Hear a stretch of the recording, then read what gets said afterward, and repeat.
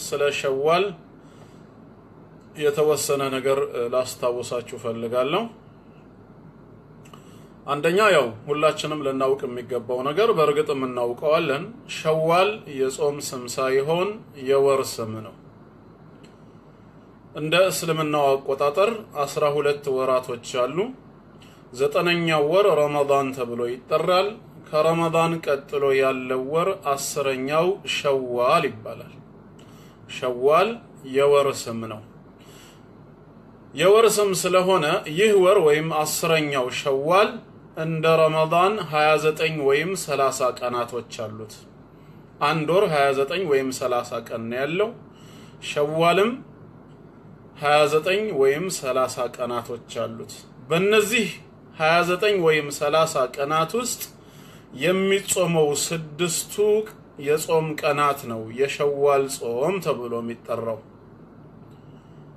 እንጂ ሸዋል 6 ቀን ሳይሆን ሙሉ አንድ ወር ነው። እና ስለነዚህ 6ቱ የጾም ቀናት የተወሰነ ማስታወሳችሁ ነጥብ ስላለ ነው ቅድሚያ ያወሩ ሸዋል የወር ስም መሆኑን ለማስታወስ የፈለኩት። ረሱላችን አለይሂ ሰላቱ ወሰላም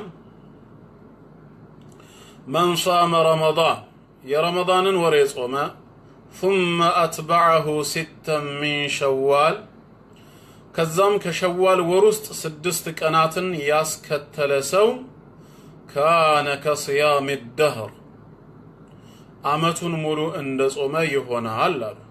አመቱን ሙሉ እንደ ጾመ ይቆጠርለታል። ስለዚህም አንድ አመት ሙሉ ማለትም ቀጣይ ረመዳን እስኪመጣ ድረስ ጾመኛ ተደርገን አላህ ዘንድ እንድንቆጠር የአንድ አመት ጾመን አጅር እንድናገኝ የምንፈልግ ከሆነ ሸዋል ላይ አደራ 29 ቀን የጾመ አንጀት 6 ቀን መጾም አይከብደው። ሸይጣን ስለሚፈታ ወደ ስራውም ስለሚመለስ ጾሙ ሊከብደን ይችላል። ልክ እንደ ረመዳኑ ወንድምና እህቶች አብረውን ስለማይጾሙ ሙሉ ቤተሰብም ምናልባት አንዳንዱ የማይጾምም ስለሚኖር ከመሃል ተነጥለን እኛ የሸዋልን 6 ቀናቶችን ስንጾም ጾሙ ሊጠናብን ይችላል። ነገር ግን አጅሩን ካሰብን የሚገኘውን ምንዳ ካስተዋል በ29 ቀን የጾም አንጀታችን 6 ቀን መጾም አይከብደንም ነው። ወይንም ደግሞ